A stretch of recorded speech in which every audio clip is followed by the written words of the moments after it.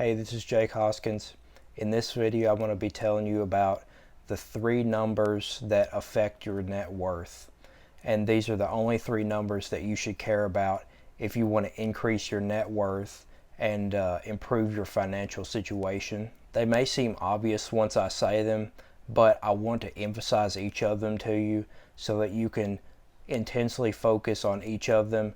And when you do that and you keep these three numbers in mind when you're making financial decisions, your financial situation is going to improve dramatically, and I would say your net worth is going to increase as well. Before we get started, if you will click subscribe down below to support my channel, I would really appreciate it. The three numbers that affect your net worth the most are your income, your expenses, and your return percentage. So when you go to make a financial decision, this should be in your mind.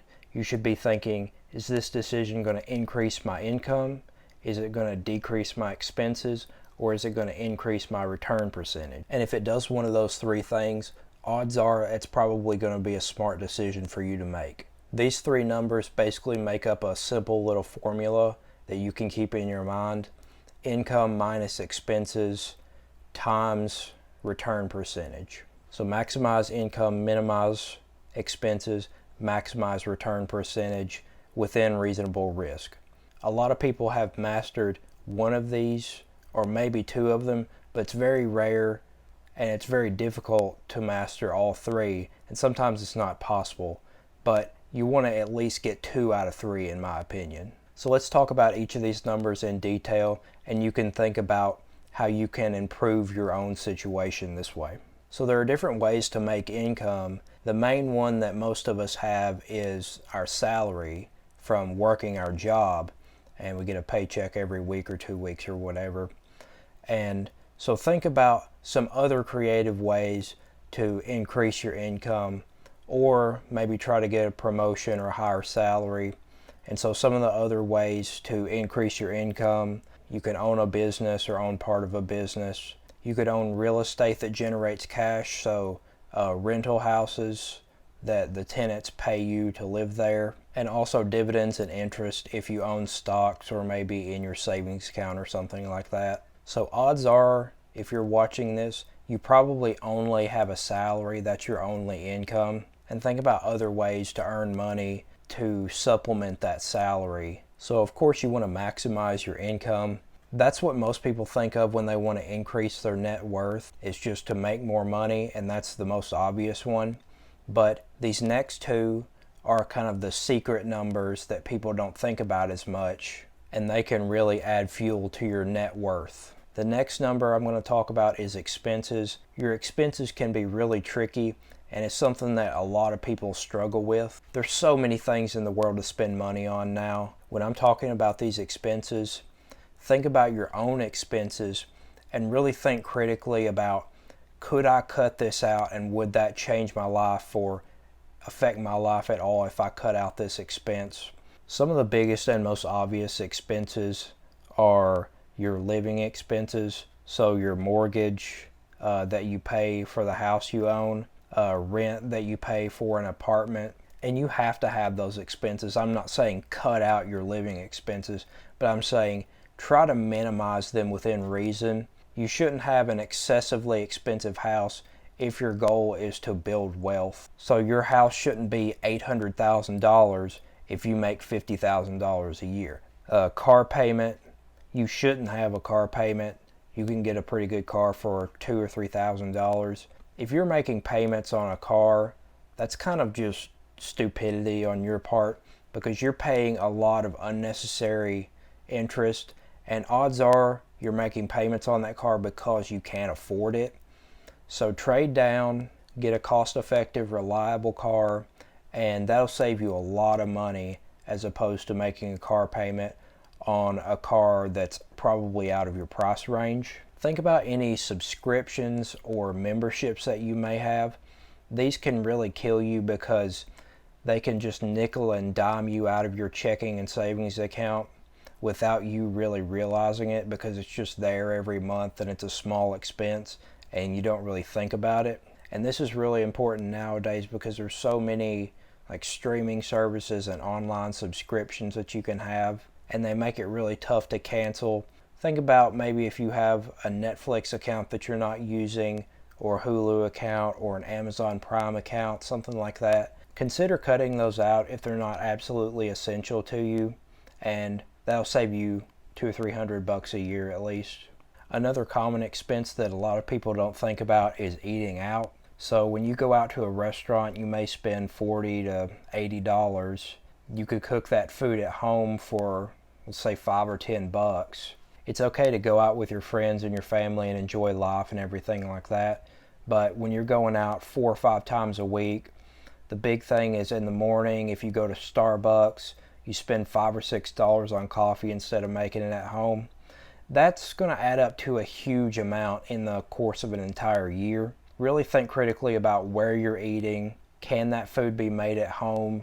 And try to decrease the frequency that you go out and eat at restaurants. And that'll end up saving you a lot more money than you probably realize. Expensive clothing, like a t-shirt shouldn't cost you more than like $30. And think about, do I really need 40 new t-shirts in my closet? So try to minimize your wardrobe and your wardrobe expenses, and still be able to look nice, and that'll end up saving you a lot of money as well. And then credit cards, this is something that everybody thinks about. If you have a credit card, make sure that you're paying it off every month and not paying a dime of interest, because the interest on credit cards is like 18 or 20%, and if you forget about a credit card, it can ruin your credit score. It can charge you a lot of interest. And so just make sure that you're staying on top of your credit cards. If you do have a credit card, I would recommend only using one so that they're easier to keep up with. Some of these expenses may not seem like much. If you go through and you kind of nitpick what your expenses are and you write them down and you keep your receipts for a month or two and you really start looking at what you're spending your money on, I think you'll be surprised how much money you can save over the course of the year just by cutting out a little something here and a little something there, and that can help you retain more of your income for investing. And then the last number I want to talk about is your return percentage. And you want to obviously maximize this return without taking a lot of crazy risks or gambles. So when you think about your income and then you deduct all your expenses, and that's the money that you have left over to invest with, this is the factor that separates the rich people from the really rich people. If you know how to get a nice double-digit return on your money every year, you're going to have a lot of it in a few years. So most of people's invested money is in the stock market or in real estate. In real estate, most people have a house that they own, and they may have a few other properties that they own and they rent out. And the value of most real estate goes up between like 2 and 10% a year, which is a pretty good appreciation value. And when you go to sell that piece of real estate, you keep that profit. And with stocks, most people have a 401k and or a brokerage account, an IRA. And the best way to earn a really high long-term percentage on this money is to have a high percentage of your cash invested in stocks.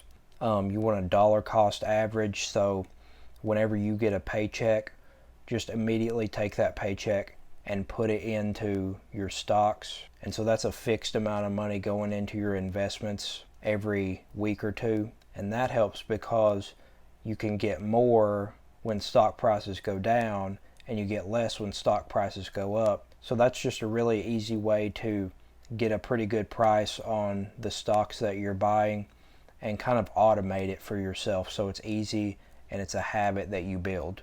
And then with your stock investments, you want to make sure you're buying and holding long term. And then this is the most critical part for high return investing. You don't have to do this. You can invest in index funds.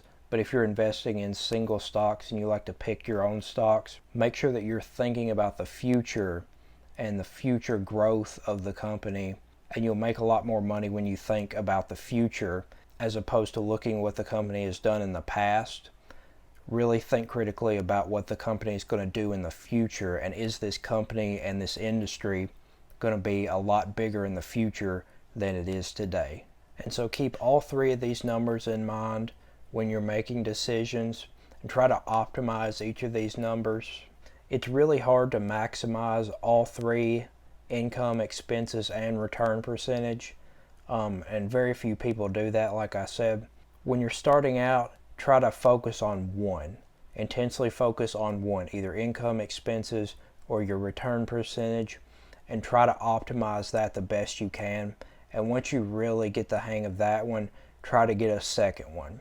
So that should be your goal in the next 6 months or so, is try to really master two of these numbers. Any two, whether it be income, expenses, return percentage.